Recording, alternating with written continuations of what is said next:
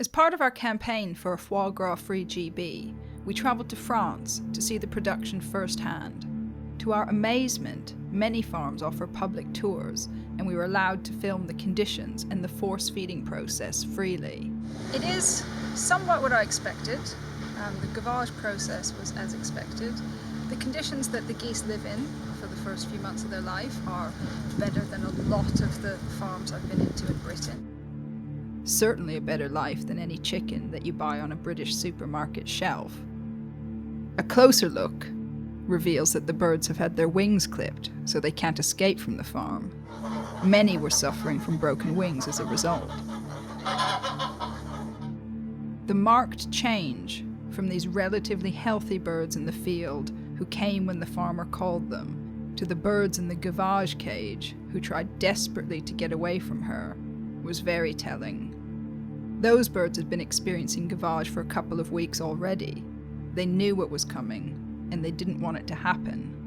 And then seeing the rows of tiny barren cages in the shed next door, where the birds spend the last 3 weeks of their lives while being force-fed, those conditions would be illegal for hens on egg farms now in the EU.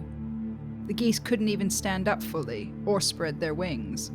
As soon as she approached, the three geese, relatively affable, though they didn't look happy, were directing their attention towards us. As soon as she approached, they turned away and tried to get out. They suddenly started to panic.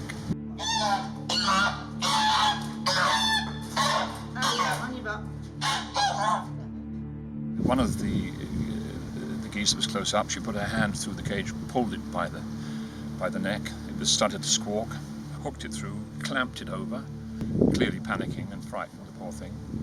And then she hooked it through, stuck this metal rod down its gullet, and started to pour the corn in, followed by dollops of water. And then she massaged its gullet, and you could see it kind of going down, and her forcing it down into the poor creature's stomach. So this is the best of it. And if this is the best of it, in my opinion, it's disgusting. It should be banned. The vocalisation was absolutely clear that it was an extremely unpleasant experience. The amount of food that went in when she showed us the machine to start with, and she, did 1 or 2 turns was a whole handful of corn, and then she just went on and on and on. And if that's what they're happy to show you, I dread to think what some of the worst ones are like. But then the most shocking thing was they were fairly open about seeing all that, and then we wandered into the shed next door, and where the ducks were, they just looked ill. Every single animal in there was panting, shying away from us, terrified, crouching in corners. That was really appalling. And as we came out, the farmer said, "Oh, you're not allowed in there," which was pretty clear why. Those birds were clearly in very poor condition. They were terrified.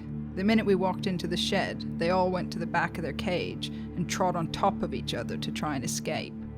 They were filthy, and they were panting, and it wasn't even particularly hot in that shed.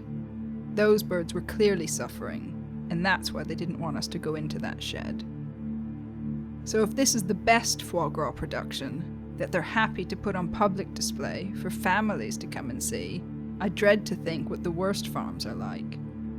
It's clear why force-feeding birds for foie gras is illegal in Britain. We must end its import and sale too.